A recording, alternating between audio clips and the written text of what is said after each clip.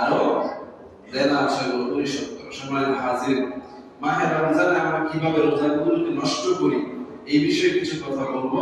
রাসূলুল্লাহ সাল্লাল্লাহু আলাইহি ওয়াসাল্লাম বলেছেন রমজান আমাদেরকে কিভাবে বরকত দেয় এই বিষয়ে কিছু কথা দেওয়া আছে। রমজানের কতগুলো জরুরি মাসালা আমাদের জানা দরকার। যারা আমরা অসুস্থ আছি, রোজা থাকি বা বিভিন্ন ভাবে রোগ শোক বিমা আমাদের হয়, কতগুলো বিষয় আছে আমাদের ইনহেলার ব্যবহার করা লাগে, ইনজেকশন দেওয়া লাগে, অনেক সময় ইনসুলিন দেওয়া লাগে, তারপরে চোখের ড্রপ টপ দেওয়া লাগে, এগুলো আছে না বিষয়। এইসব বিষয়ে তো ধারণা লাগবে কিনা, এগুলোতে রোজা ভাঙে কিনা অনেকেরই জানা আছে, তারপরেও আপনারা এগুলো আলোচনা করবেন। যেমন ইনহেলার দিলে রোজা ভাঙে কি না, কে বলতে পারবে? ইনহেলার দিলে রোজা ভাঙবে, ইনহেলার দিলে রোজা ভাঙবে। কারণ কি? এই ওষুধটা ফুসফুসে চলে যায়। কোথায় চলে যায়? ফুসফুসে চলে যায়। খাবারের নিয়ম হচ্ছে গলা দিয়ে ফুসফুসে যায়, পানি অন্যান্য খাবার যেখানে এটার একটা অংশ ফুসফুসে যায়, এটাকে খাবার বলে। সুতরাং ফুসফুসে যেহেতু যায়, এই জন্য ইনহেলার ব্যবহার করলে রোজা ভেঙে যাবে। কথা বুঝতেছেন? একইভাবে ইনজেকশন দিলে রোজা ভাঙে কি ভাঙে না? ভাঙে না। ইনজেকশন দিলে রোজা ভাঙে না যদি এটা পুষ্টিদায়ক না হয়। ইনজেকশনের মধ্যে কিছু ব্যাপার আছে, যেমন ভিটামিন ইনজেকশন, এটা খাবারে কাজ করে। কিসের কাজ করে? এটা আপনি ইনজেকশন করে দিলেও এটা পাকস্থলীতে সহ শরীরের খাবারের তন্ত্র যাবে। স্যালাইন আছে, কিছু স্যালাইন আছে খাবারের বদলে দেয়, যারা রোগী খেতে পারে না তাদেরকে স্যালাইনের বদলে দেয়, স্যালাইন দেয়, এটা তার খাবার হিসাবে, এটা তার রোজা ভাঙবে। কিন্তু যেই ইনজেকশন দিলে সেটা রক্তে ছড়িয়ে পড়ে, শরীরের অন্যান্য এলিমেন্টসে যায়, মেডিসিন হিসেবে কাজ করে, ওটা দিলে রোজা ভাঙবে না। একইভাবে ইনসুলিন দিলে রোজা ভাঙে কিনা? আপনি বলুন হুজুর এটাও তো শরীরের শক্তি বাড়ায় না। ইনসুলিন দিলে রোজা ভাঙে না। কারণ কি? ডায়াবেটিক রোগীদের জন্য এটা জায়েজ, যেহেতু তারা ইনসুলিন না নিলে তারা অসুস্থ হয়ে যাবে, দুর্বল হয়ে যাবে, পড়ে যাওয়ার ভয় আছে। এই জন্য তাদের জন্য ইনসুলিনটা জায়েজ। আর ইনসুলিনটা সাধারণত শরীরের বিভিন্ন নার্ভে ইউজ করা হয়, যেটা চামড়ার নিচে অথবা বিভিন্ন জায়গায়, এটা পাকস্থলে যাওয়ার ভয় থাকে না। চোখে অথবা কানে ড্রপ দিলে রোজা ভাঙে কিনা? ভাঙবে না, কারণ চোখ এবং কান এটা পাকস্থলীর সাথে যুক্ত না। এরকম অনেকগুলো বিষয় আছে যেগুলো আমরা হরহামেশা সমস্যার সম্মুখীন হই। যেমন আমরা রোজা কেন ভাঙবে, রিজনটা কি, কোন কোন কারণে রোজা ভাঙে, এগুলো আল্লাহ রাব্বুল আলামিন কোরআনের মধ্যে বলে দিয়েছেন। যেমন স্ত্রী সহবাস করলে রোজা ভাঙে, কি বলে ঠিক না? কিন্তু কখন? রোজা অবস্থায়। কখন?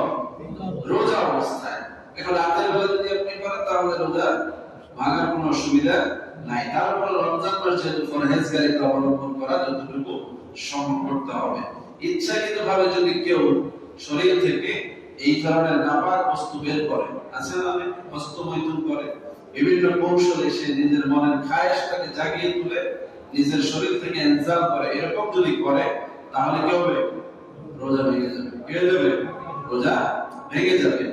খাদ্য পানীয় এগুলো খেলে তো রোজা ভাঙে। রক্ত বা পুষ্টিদায়ক ইনজেকশন ব্যবহার করলে রোজা ভাঙবে। কেউ যদি রক্ত নেয়, আগে যেটা বলছিলাম যে ইনজেকশন দেওয়া, রক্ত দেওয়ার ব্যাপারটাও এখানে অধিকাংশ আলেমরা কি করেছেন?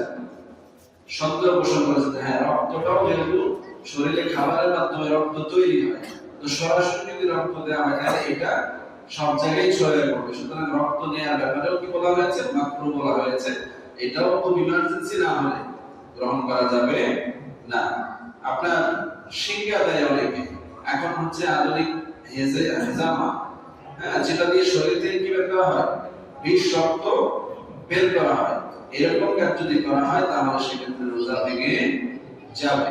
ইচ্ছাকৃতভাবে বমি করলে, কেউ আছে না কিছু একটা মানে শরীর থেকে বের করতে চায়, ইচ্ছাকৃত বমি করা মানে মুখে হাত দিয়ে বমি করা, অথবা এমন কিছু গ্রাম নিয়ে যদি বমি আসতে পারে, অথবা এমন পরিবেশে আপনি পড়ে গেছেন যেখানে কি ধুলাবালি বা পোকামাকড় বা ছিটকে গেছে, বমি হয়ে গেল, এরকম বমির ক্ষেত্রে কি হবে?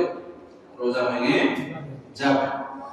মহিলাদের ক্ষেত্রে তাদের যদি হায়েজ নিফাসের সমস্যা হয় তাহলে রোজা এই সময় রাখা যাবে না, রোজা ভেঙে যাবে, তারা পরবর্তীতে রোজাগুলো আদায় করে নেবে। তাহলে এই সকল কারণগুলো যদি আমরা দেখি, যে তাহলে দেখা যাবে যে আমাদের রোজাগুলো নষ্ট হওয়ার সম্ভাবনা আছে। এবার আসেন, কিছুই দেখা যায় না চোখে, আপনি ফাহিশা কথা বললেন, অশ্লীল কথা বললেন, গালিগালাজ করলেন, আপনি মানুষকে ধোঁকা দিলেন, প্রতারণা করলেন, অন্যের সম্পদ লুণ্ঠন করলেন, তাহলে এই ক্ষেত্রে কি হবে আপনার? এই বিষয়গুলো আমরা অনেকে মনে করি এগুলো কিছু না, ঠিক না? এগুলো রোজা ভঙ্গের কারণ হিসেবে চিহ্নিত না করা হলেও রোজাকে প্রশ্নবিদ্ধ করে, কারাহিয়াত আনে, অর্থাৎ মাকরুহ হয়ে যায়। কি হয়ে যায়? রোজা মাকরুহ হয়। মাকরুহ মানে কি? অপছন্দনীয়, দোষযুক্ত, দাগি, পছন্দ লাগা জিনিস। পচা জিনিস গ্রহণ করবে?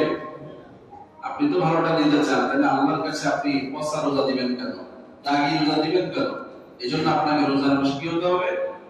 জবানের দিক থেকে অনেক বেশি সতর্ক হতে হবে। ফাহিশা কথা তো বলাই যাবে না, ফাহিশা কাজের দিকে মনোযোগ দেওয়া যাবে না, এবং দৃষ্টিটাকেও হেফাজত করতে হবে। অশ্লীল জিনিস দেখা, অশ্লীল ইঙ্গিত করা, অশ্লীল বিষয়ের প্রতি আকৃষ্ট হওয়া, এরকম বিষয় থেকে নিজেদেরকে পরহেজগারিতা অবলম্বন করতে হবে।